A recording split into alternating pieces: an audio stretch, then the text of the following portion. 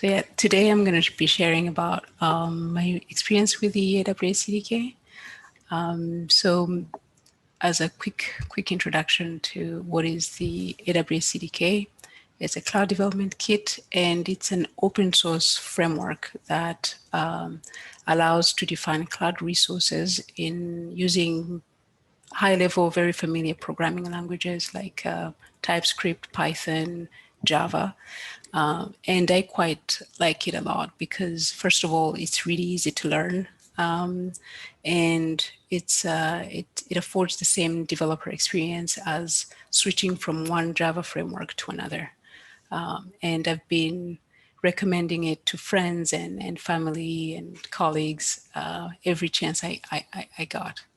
But then, that was until a few months ago.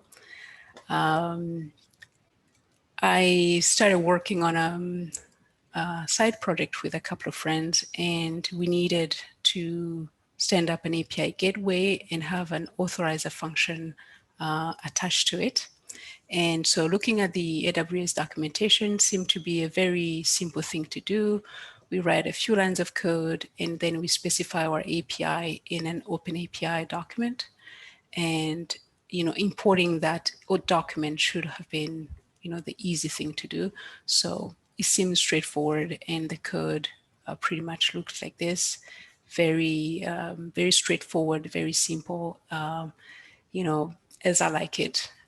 So then I deployed the code, and this happened.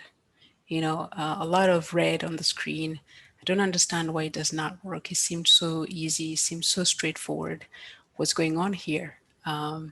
So I go on to the AWS Web Console to see if maybe something is wrong with my document, an API document. So I try importing it manually, and everything works out. No problem at all. Everything works. So I'm puzzled, why would then the CDK be telling me that the authorizer function I'm trying to attach to my API gateway is not supported? And then starts an emotional roller coaster from this point, where because I can not believe this is happening, but also searching through Stack Overflow, the internet, I'm trying to find maybe one person who has run through the same problem and that can help me out.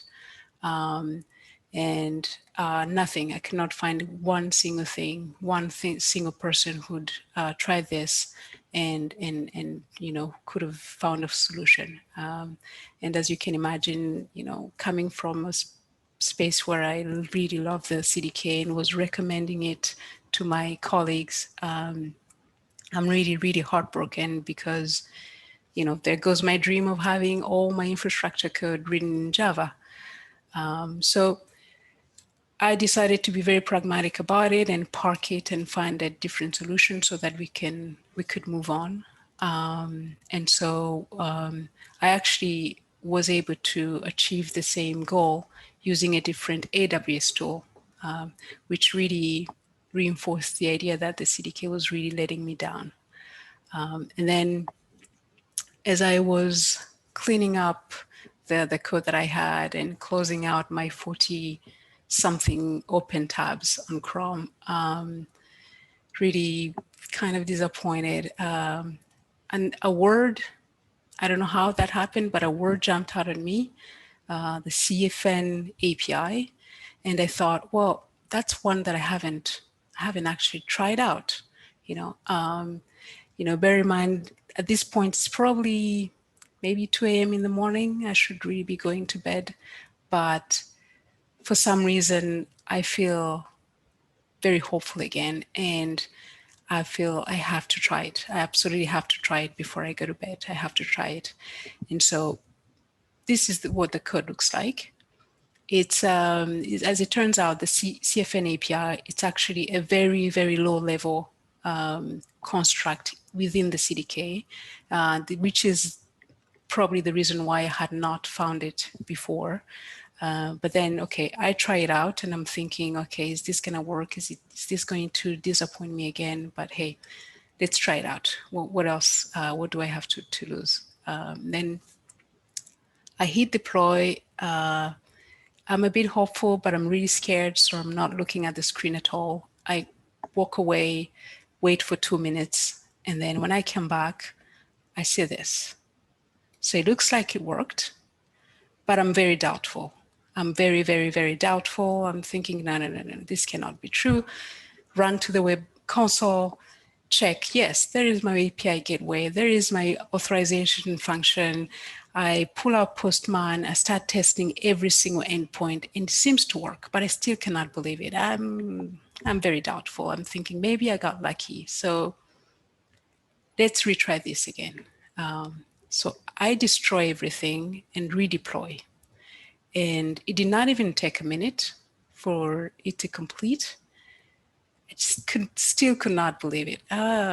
Test again, manual test here and there, still cannot believe it. Destroy again, redeploy. I think I did it probably 5, 6 times. And then after the 6th time, I thought I cannot be lucky, 6 times in a row. So this means that this really does work. So I was overjoyed. I probably cried a little, maybe, but I was really, really overjoyed and happy. And I threw away my bash script and then started using it again.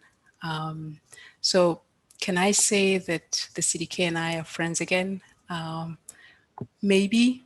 I still do recommend it to friends and family and colleagues, definitely, but I probably nuance it a little bit to say, before you roll out this in production, make sure that you test every use case, because there might be some of the functionality that you expect that will not be supported. And from this experience, my major takeaways were that, it was really a major reminder to myself that when you adopt a new technology, just be very flexible with your expectations. Don't, expect that every functionality or what I deem to be trivial functionality will be supported straight out of the gate. Also, learning can be very painful, and it's not always a straightforward experience. It can take hours, days, weeks, so to be patient. But my biggest takeaway probably is the power of intuition, because regardless of the pain and the wait and the hours spent doing this, I had this little voice in my head or a gut feeling that kept saying, there must be a way. This looks like a very simple problem, so there must be a very simple way to solve it. There must be a way, there must be a way. And so, it would not leave me alone. So had I given up, had I tried to, rush through this, I will not have learned about this low-level construct in the CDK itself, but also, this will not really, it would not have been a beneficial experience for me. Yeah, so and on that note, that's my story with the CDK so far. Thank you very much.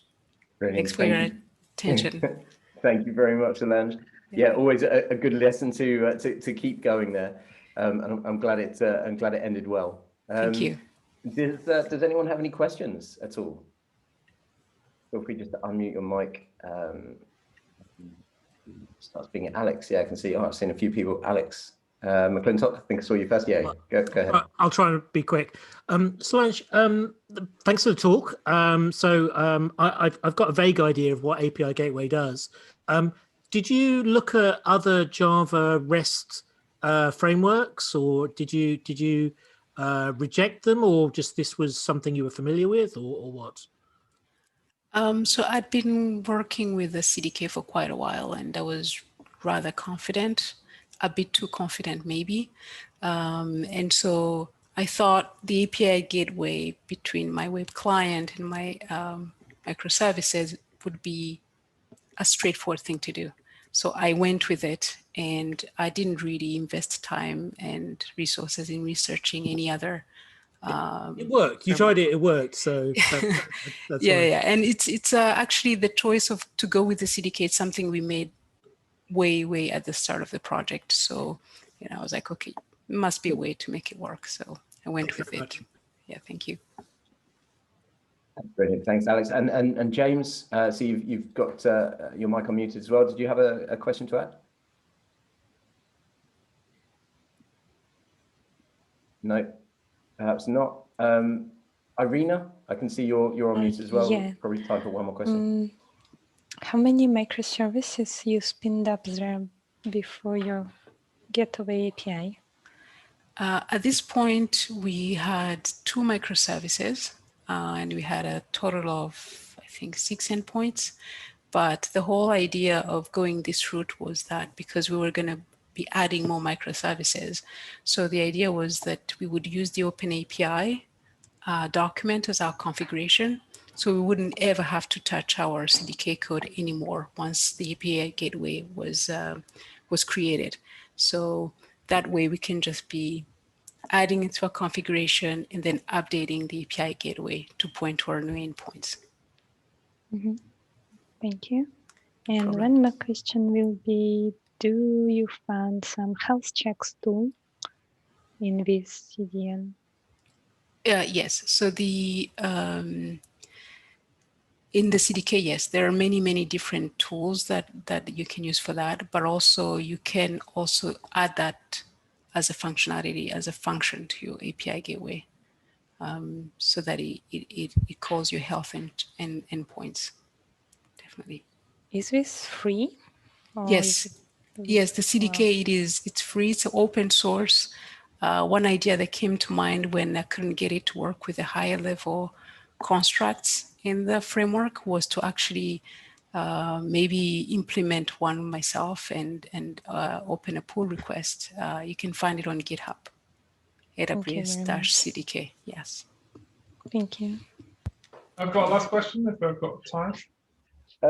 Yeah, go on then. We'll squeeze it in. Yeah, go on then. So if you were able to talk to Amazon about CDK, what would be your one big request for them that might have helped you?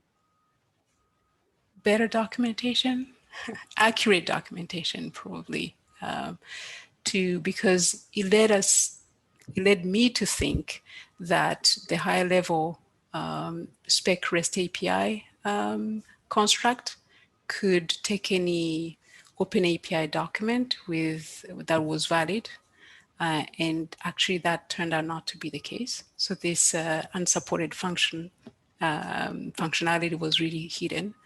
The other thing I would probably say is because there are 2 libraries for API Gateway, and you find some constructs in one but not in the other.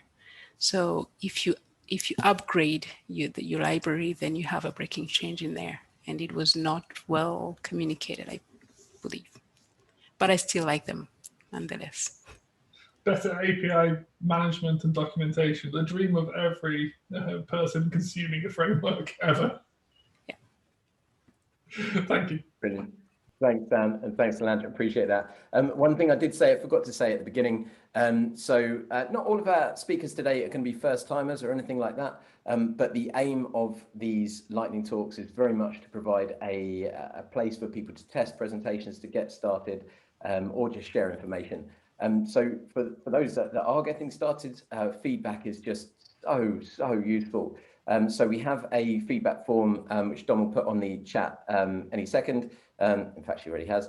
So it's largely multiple choice, but it can be so good when you start speaking. For anyone that hasn't done it, when you start speaking, it's like throwing something over a fence, and it's hard to know which bits went down well and anything like that. So anything that you can share, anything that's really helped you, please put it on the form. Yeah, we'd really appreciate that. So yeah, there it is. Okay. So we're moving on now. We've got Oleg Stavnichenko with Envoy Proxy is a service mesh for microservices. So Oleg, whenever you're ready. Yes, let me a second to share. Yeah, can you see my screen? Okay, cool. So hello, I am Oleg, and I'm going to explain you what is Envoy Proxy and what's the connection with service mesh and why we should use it for microservices. So the agenda, I will start with the problem. So what problem we have with microservices? and then I will explain different ways to fix this problem, and what is service mesh, and what is Envoy Proxy, and which features does it have. So let's start with the history. So long time ago, we didn't have microservices. We had a monolithic system. So we have clients, it could be browsers. We had a load balancer, and we had several instances of monolith and one database. So it was very easy. You didn't have problems with communication between with internal communication in monolith, so because everything was in one service. So, but with the time, microservice was introduced microservices. So communication between microservices became an essential part of the system. So, and we have problems with this. So we have different languages and framework for each microservices, and we have different protocols of communication between microservices, whether it's HTTP1, HTTP2, or gRPC, or it could communicate with databases, caches, or any other services. And infrastructure where the microservices could be rolled out are different. It could be infrastructure as a service, container as a service, so you could use your host. So there are different infrastructure to roll out your microservices, and you should have also balancers for the internal balancers for the microservices, because you should spread your traffic between different instances of between nodes of the microservices. And you have problems of observability. You need stats, tracing, and other things. And you should solve problems of authentication and authorization for microservices. So let's start with tackling this problem of communication microservices between middle proxies. So, so it's our internal infrastructure, and let's try to fix it by one middle proxy. So all the services should communicate to other services through this middle proxy, and we have a problem here with single point of failure. If a middle proxy will be broken, so our system is broken, and this proxy adds additional latency to our system. So if you want to improve the system, we could use embedded libraries. So for each microservice, we could add a library that is responsible for communication and balancing the request to other services. But our service could be written on different languages. So our library should be written to any languages, to any platforms, and we should multiply this problem on multiple protocols that we are using, and it's hard to support. So. And for this, service mesh was introduced. So this is a way of communication between microservices. So you run on the same pod sidecar proxy. It's a service, and all the communication with outside world from your microservice is going through this sidecar proxy. So you call sidecar proxy through the local host and /service name, etc. And sidecar proxy decide how to route your request. So it's language independent, because you don't need to be dependent on the on this. So you just call localhost, and you could use different protocols, HTTP, gRPC, or whatever. And it adds little latency, because calling on localhost is very fast, and then sidecar proxy decide how to reroute this request. So it's very fast and very useful. So, and one of the implementation of this service mesh is Envoy Proxy. So, and Envoy Proxy was built at Lyft company, and it is written on C++. So it means that it's very fast and consumes very little memory, and it's easy to start. And it provides IP for management, so you could differentiate traffic between microservices. You could make A/B testing, like you could disable one nodes of microservices and reroute traffic to different nodes. And yeah, that's it. That's I wanted to tell you about So I hope it was useful for you. So if you have any questions, I am glad to answer on them. Brilliant. Thank you very much, Oleg. Yeah, again, if anyone's got any questions there, then just feel free to unmute your mic and shout them out. Going through, you may have got away with this one, Oleg. Skirted through. Andy has a question. Yes, go ahead. Yeah. Okay, thanks. Just at the end there, you were saying it's written in C++. Is it an open source project? Is it something that I can go and contribute to? I think, yes, it's open source project. Yes, you could contribute to this project, yes. Okay, I am kind of curious. It's an idea that's come to my mind as something that I might want to play with, and perhaps put a plugin to do something else, and then have it distributed along with all the other microservices. I had another question. Envoy Proxy, I believe, plays quite nicely with Istio. What's the difference between the two? Between Istio? Yeah. Istio, I suppose it isn't proxy. It provides you way how to configure Envoy Proxy. So Envoy Proxy provides you API, but through Istio you could configure Envoy Proxy. Okay. So the proxy would get deployed as a sidecar with my microservice. Yes, so you should deploy Envoy Proxy with your microservices, but through Istio you could configure it. Lovely, thank you.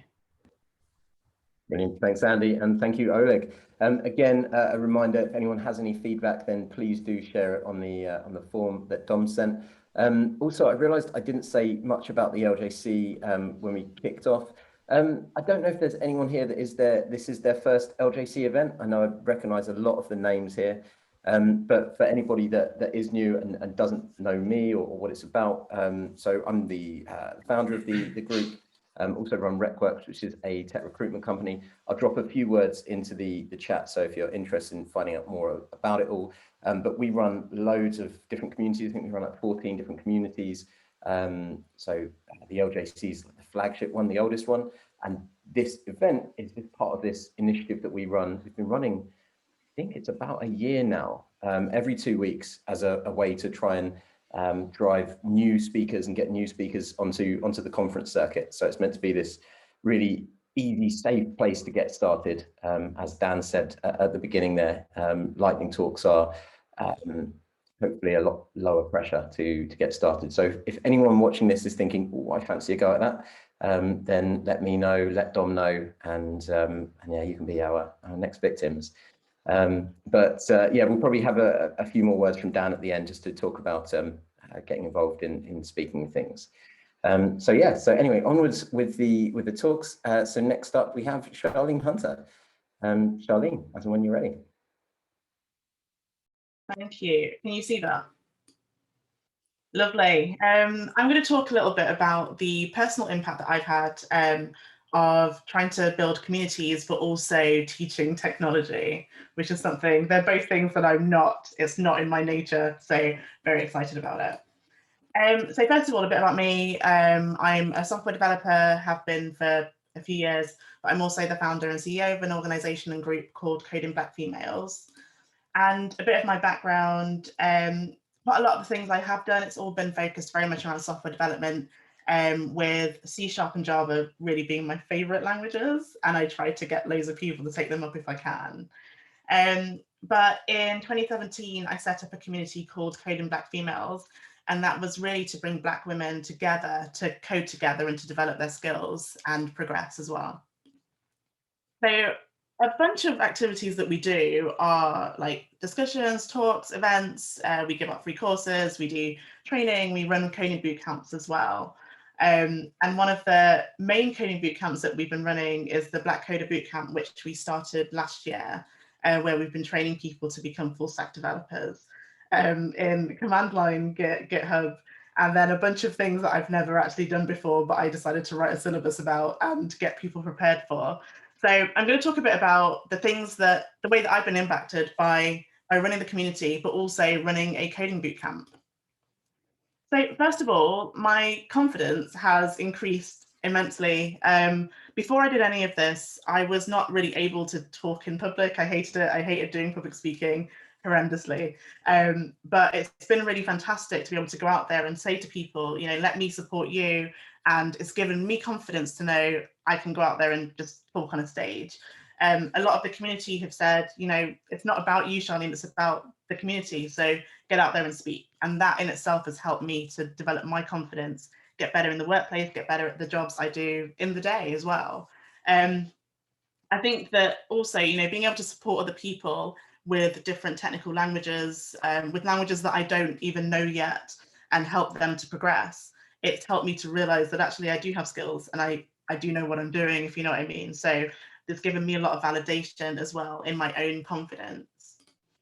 Another thing that's been absolutely amazing with developing other people's skills and having a community of amazing women around you is getting to celebrate on a constant basis. Like every single day, I call my mum, I think, with a different achievement that somebody else has had.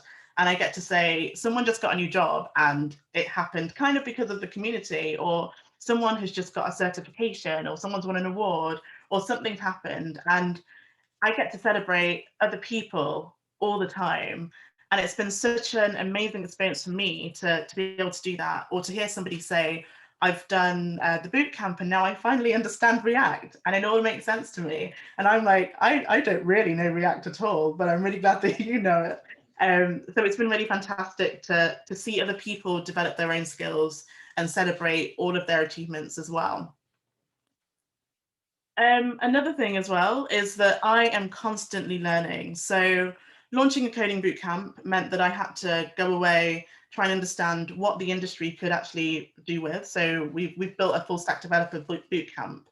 And we've done that by trying to get an understanding of, okay, this is the skill that's missing at the moment. Let's develop people with those skills. And then let's understand what components of all of those different languages or frameworks we need to add in. So when we were doing React, I had to start understanding hooks and a bunch of other things that I've never actually used before because I'm a Java developer. So that was in itself huge for me to be able to learn all of those technical skills as well that I could then pass on to other people. I've also developed loads of business skills, I guess, that I had never really considered. So marketing, sales, branding, social media, all these things that don't really fall into being a software developer. But when you start building a community and building a brand and building a boot camp that you have to market to people, there's still so many skills that you have to learn that you don't really realize are part of your natural skill set. So it's been really exciting learning of those skills and developing in that way pretty rapidly, because sometimes you have to have an answer to somebody straight away. So it's been really great to be able to learn all of that. I'll also say no code there as well. So as a developer, I've always understood building solutions for people. So somebody will say, I use a spreadsheet and I want that to be an application that does all these fantastic things. And I'm like, yes, of course, that makes sense. You need structured data. We need to make sure it works in this particular way. And I have started this community by using spreadsheets and not wanting to build applications, which has made no sense to me at all, that I've spent my entire career building solutions for people, and now I don't do any coding at all. I really focus on using the solutions that are out there. So understanding how, you know, different no-code platforms work, like Zapier or Airtable, which I use all the time now, I'm obsessed with it. But those sorts of things mean that you can build a community, you can essentially build prototypes and applications that are actually working for people. So develop loads of skills as well. So my personal impact, I've really increased my confidence, loads and loads of learning, and I always get to celebrate something that somebody else has done. We also would love people to get involved in what we're doing, and we're always looking for mentors. So we're going to be starting our bootcamp again in August, and we're looking for mentors, we're looking for teachers, we're looking for instructors, or just people who can say, this is what the tech industry is like, don't be afraid. So if anybody would like to apply or get involved, then head over to the Black Coder website, or if you're interested in supporting just on an ad hoc basis in any language at all, Coding Black Females are always looking for people to support as well. But thank you very much. That's all I have to cover. Brilliant. Thank you so much for that, Sharlene.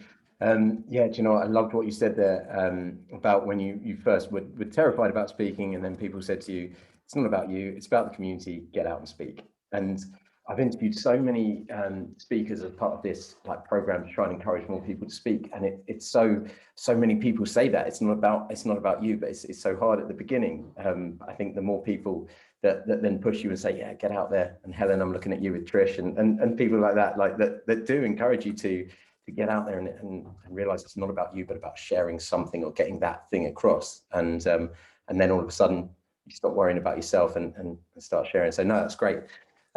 Does anyone have any questions at all for Sharlene? It's not a question. It's more, well, a compliment. That was amazing. That was really inspirational. I'm on the website now, looking for my next steps and where I sign up. So yeah, I think it's brilliant, and I love the way, and I love the passion that you speak about the community, because you're absolutely right. It's not about you, it's about the community and the way that you found to share and interact and give back. It's just brilliant. Thank you. Thanks. I'll send the links in the chat as well. Thank you. Thank you. Cool. Thank you very much, Sharlene. Leke, are you ready for the next talk? You all good? Yes, I'm all good. Let's go. Let's go. Cool. Just gonna share my screen as well. Just bear with me.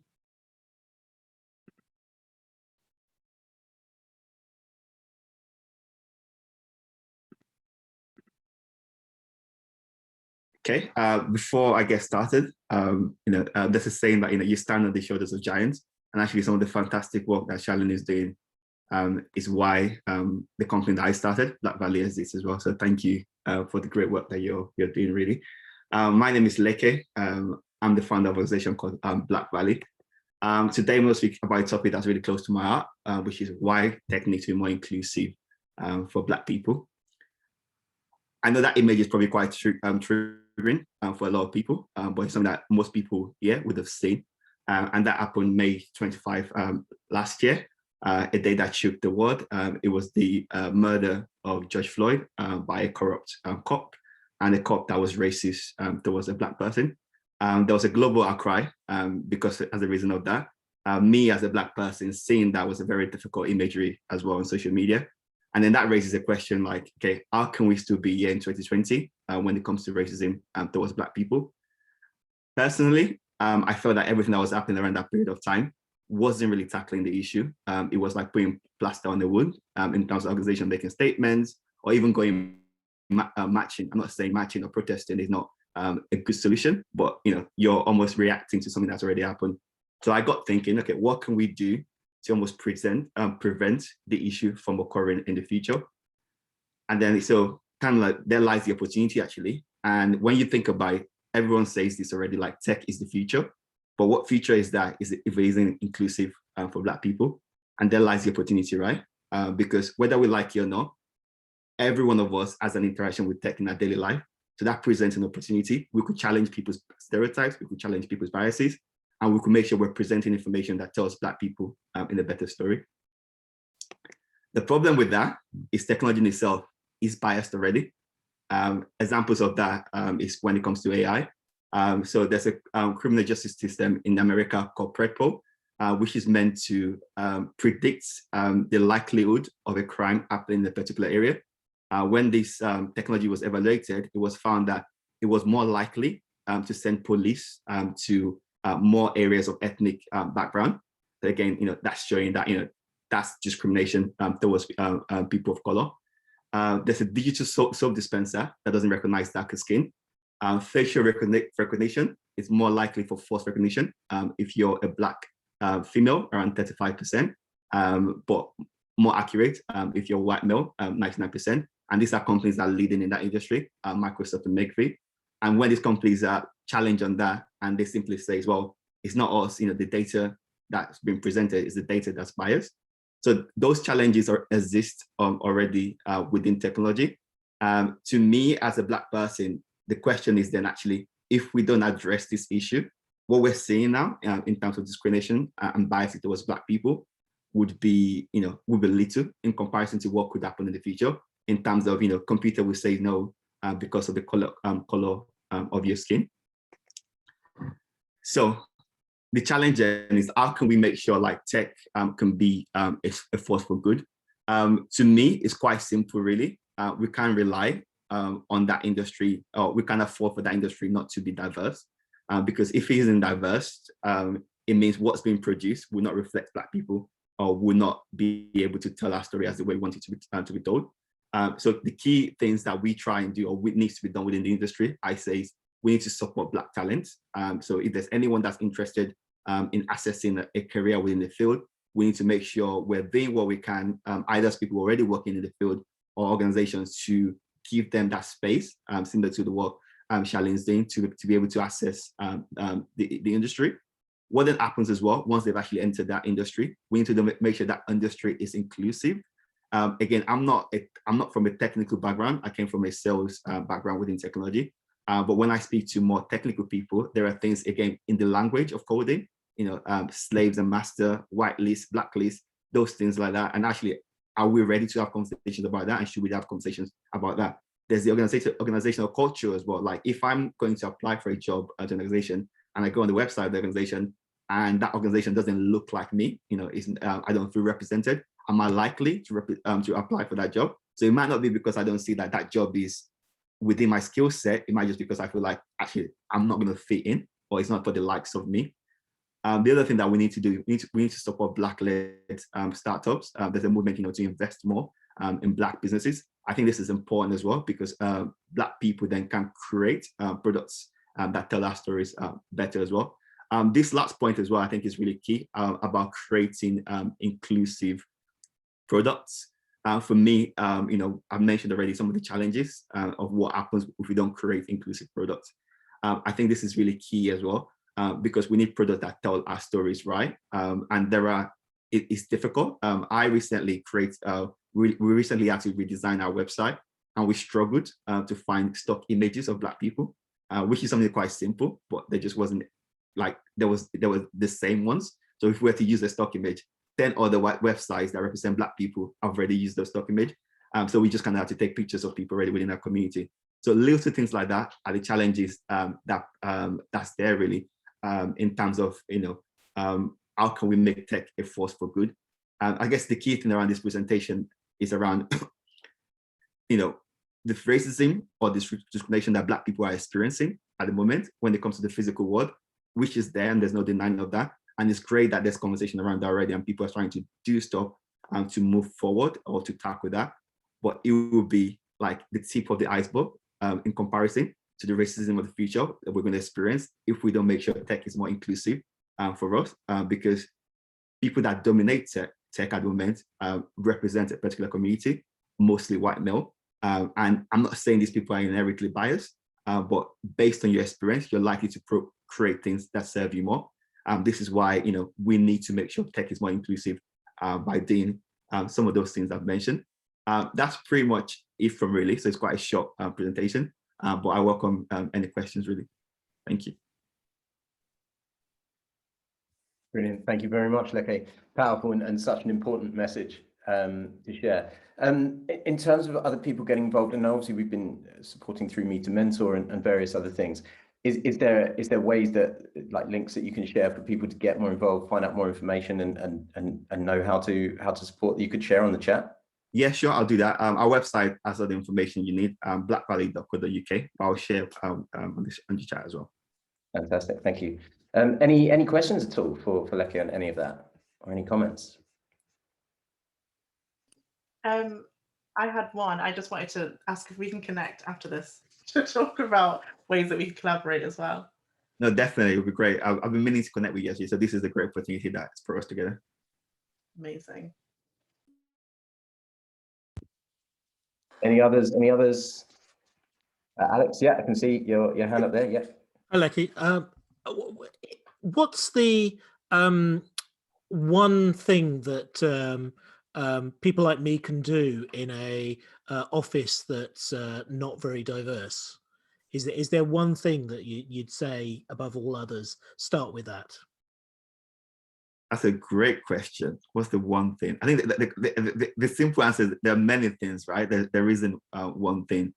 But I think, the practical thing is like, there's a saying that I really like now. It's not enough now not to be anti-racism. You have to actually take proactive steps to do things and go out of your way. So depending on your organization, I think the first step is actually trying to see, can you tackle that? Can you make the industry more diverse? Can you employ more people of color within your industry? Again, there's a lot of work that might need to be done around that. Maybe looking at your recruitment process, where you're getting talent from would be the first thing. In terms of the other thing as well, maybe paying more attention to languages and things, how our organization is being discussed. Without mentioning the company's name, there was a recent complaint that was highlighted on the internet recently about banning like politics from being discussed in the organizations, and some of the discussion that follows from that. So I guess it's making sure actually people can raise questions or challenge things if they feel like the organization is heading in the wrong way. I know that is the one thing, but I'll probably say, yeah, those two things really. I mean, one thing I rant against just in general for recruitment is culture, because companies love to use culture as a reason for employing somebody or not. And in reality, all that's happening there is that you're just trying to recruit people who look and sound and exactly like yourself, which is wrong on so many levels. But thanks very much. Welcome. Brilliant. Thanks, Leke. Thanks, Alex. Yeah, we do a bit of work on in another community that's around heads of people, and there's a big thing where stop saying culture fit and start saying culture add. So people that can add to your culture rather than just fit with an existing culture. I thought that was quite a nice way of putting it. Leke, if it's not too much, I think that'd be an interesting follow-up talk if you're open to it, of what can be done, almost a direct, a nice 5-7 minute talk answer to Alex's question there. If you're sitting in an organization and you do want to make a difference. I don't want to make work for people. I don't mind. But yeah, something we could talk about anyway. Yeah, sure. Brilliant. Okay. Thank you very much for that then. And so finally we have Mark Baird. Mark, if you're ready, then feel free to go ahead. Yeah, I think so. Can you hear me and see my slides? Excellent. So, all right. So what I'm going to do for the next few minutes is just talk about my experiences with setting up a graduate training scheme for the companies I work for. So just a very brief introduction to myself. So I'm Mark and I work for a company called Esri, and I'm based up in Edinburgh. And my sort of area of development is around creating developer APIs for people who want to be able to sort of put mapping or spatial analysis capabilities into their own applications. So my product is a Java-based product, which is hence my interest in this particular group. So I just want to start off, if I can just forward my slides, by just considering the answer to this question: why do people leave their job? And I guess I'd like to start off by being actually quite positive, because I think a certain turnover of staff within an organisation is actually quite a healthy thing. You just don't want to let it getting out of control. But just going on to considering why people leave, I mean, top things that come to mind for me are people like recent graduates who just want to go and try something different. There may be personal reasons, which you should always be entirely respectful of. People's personal circumstances change. There may be environmental issues around the workplace as well. So maybe people don't feel valued, or maybe they're not paid enough, or there are sort of personality clashes between people in the team, or maybe just somebody's moving on just because they feel like their next career opportunity can only be held within another company. Observation, now this is nothing against recent graduates, but I would say my highest turnover of people in the team that I work with is with people who have fairly recently come out of university or joined the organisation having started out in software engineering. Now, I have to say, wind the clock back 20 years, okay, if I'm honest, a little bit more than that, I've done exactly the same thing actually. So, just thinking about this, it's because, you might want to sort of learn new skills. You might want to try a different job, or just try a different technology, or maybe work in a different country. I mean, basically, I think the conclusion I've come to is that early in your career, you're in a phase of discovery, and you basically have to go through that. So one thing I would say is that, to me, recent graduates should really be highly valued. I mean, they have qualities that really stand out. So for me, they're very adaptive to change. Hey, that's brilliant. I'm not very adaptive to change nowadays, actually. But they're also innovative, and they're dynamic, and they're full of energy, hardworking, all those things we look for in a sort of a great team member. Now, I'm not saying that other people in the team who have been with companies for longer don't exhibit these skills. I just think they stand out in graduates, and we really should be sort of nurturing that potential, because they're our future leaders and potential senior engineering talent. So to try to improve this situation, what I did starting about 3 years ago was to start up a graduate training scheme in my company. So this has been running for about 3 years. I've got a statement there on the first line of the slide, which I'm not going to say out loud, but because I think that would sort of tempt fate. But basically what this is, it's aimed at new graduates. So maybe they've done a degree in computer science, or they're doing a career change and they've been to a boot camp fairly recently. And a common situation is that people come to us and they say, yeah, I want to work in software engineering, but there are so many avenues that they can follow. So what we do is we have a program that we run over 2 years, and we put people through 4 or 5 different workplaces, work placements. So we typically have some foundation ones where they start off in our sample code teams, so they just get an understanding of the ecosystem that they're working. So mapping or geographic information systems in my case, and then we introduce them to API testing and API development. And then from that point on, what we try to do is to sort of tailor it to the individual. So maybe they want to have a go at working in DevOps, or maybe they see themselves trying their hand at being technical author or Scrum mastering, or working in a particular area of feature development. So that could be routing algorithms, or 3D rendering for us. It's 2 years of on-the-job training, and certainly from the graduates that we've had joining us, they found it quite good because they've been given the opportunity to discover their strengths and their weaknesses. They get a better idea about what enthuses them. Maybe they've had the chance to try out things that they hadn't really thought about before. And I would say that every placement isn't always a success, but that's a good thing. It's important to discover the things that you're not enthusiastic about, as well as the things that you're sort of likely to find really, really exciting. I think the key thing is that whenever you're sort of part of the team, you're making a valid contribution to real tasks. You're not just the team maker. I'm not quite sure what the team maker is in our sort of virtual working world, but you're contributing to real things, and you're basically being allowed to go through that discovery process, but within the same company. So you're not moving jobs, and of course that has to be backed up by strong mentorship as you're going through that process. So the idea is at the end, we can review the placements. Of course, we're doing that all the way through anyway. And you can optionally extend it. So if there's an area of interest that you haven't really had a chance to explore, we can sort of give that opportunity. But ultimately, what we're trying to do is ask the question is, where would you most like to work? And usually, because we do have openings in lots of different areas, we can actually get pretty close to that ideal, and then we can transfer them into their first job within the organization. Now, I think the important thing here is to make sure that it doesn't end there. Obviously, you've got to continue with the usual career development paths, which obviously I'm not going to talk about now. So as an employer, I think there have been a number of advantages for us, because evidence has shown, certainly from my own experience, but also speaking to people who've run similar schemes, is that you do sort of get much better staff retention amongst new graduates.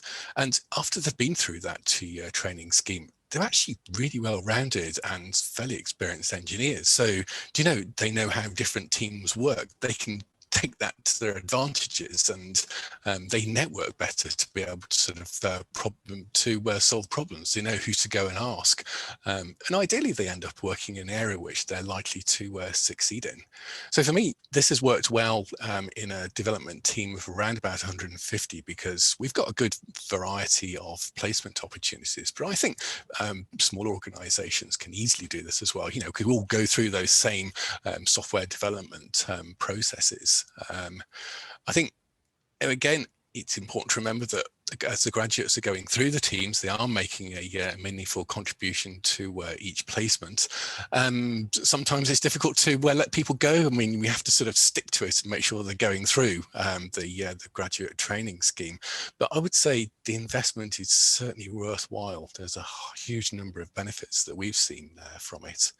So just with that, I'd just like to find out if anybody has got any questions about this. But I'm also interested to find out if you yourselves have actually run similar schemes, or maybe you've been on one yourself. I'm very keen to sort of find out other people's experiences in this area.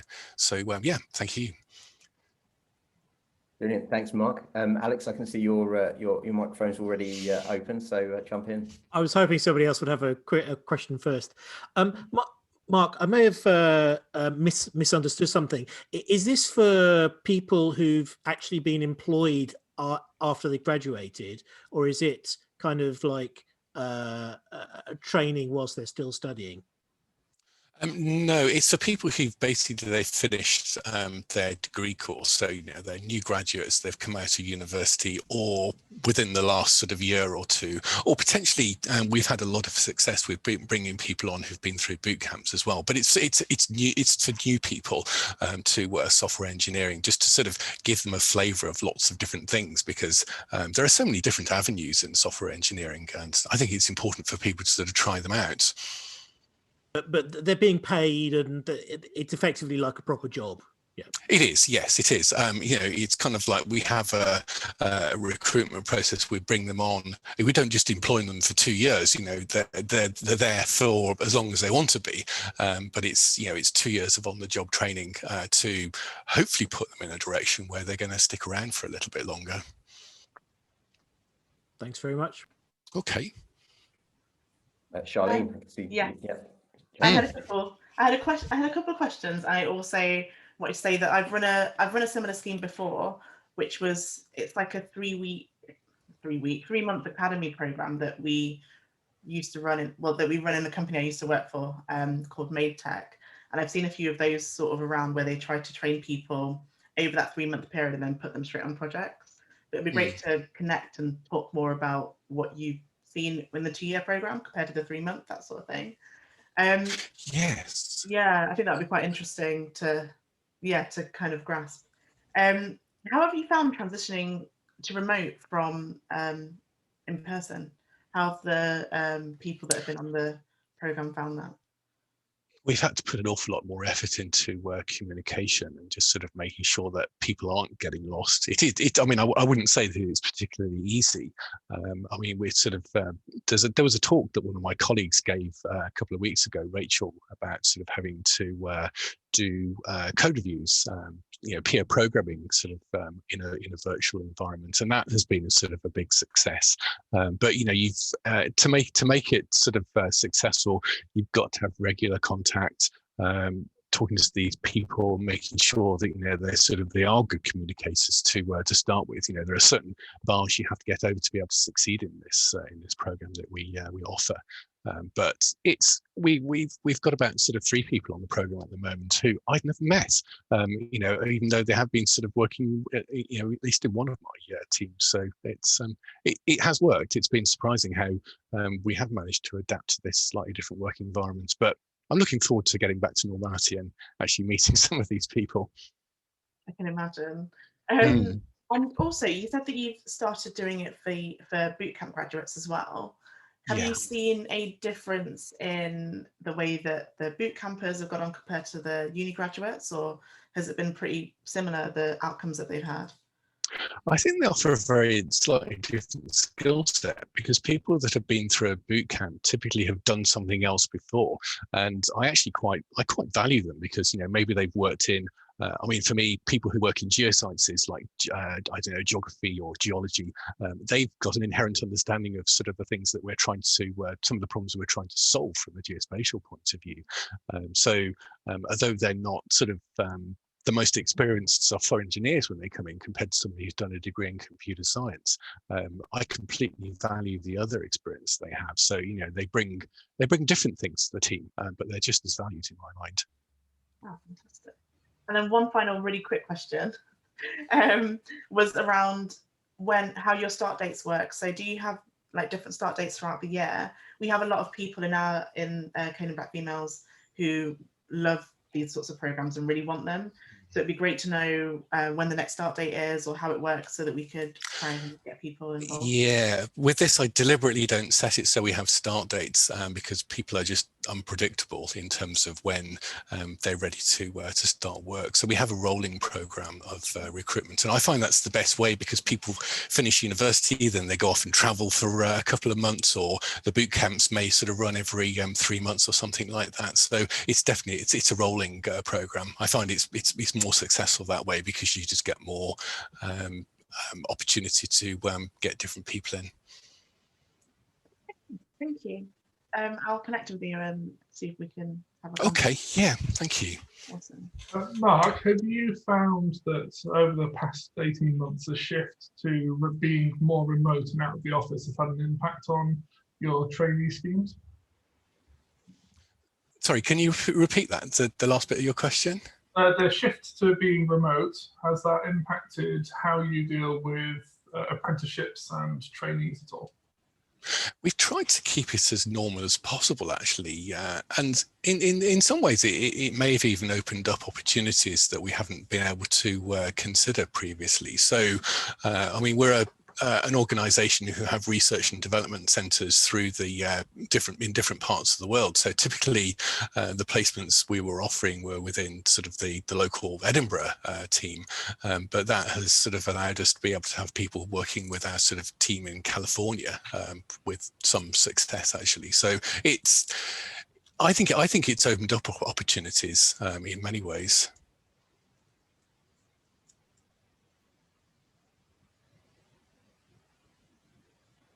Can I jump in, Barry? Yes, Yeah. of course. Yeah, please do. Yeah. Yeah, thanks, Mark. That was really great to hear. I think I was just thinking some of the problems that I encountered. So for context, at Black Valley, we run like immersive mentoring program, literally to support people to thrive either before they enter the career or once they're in the career.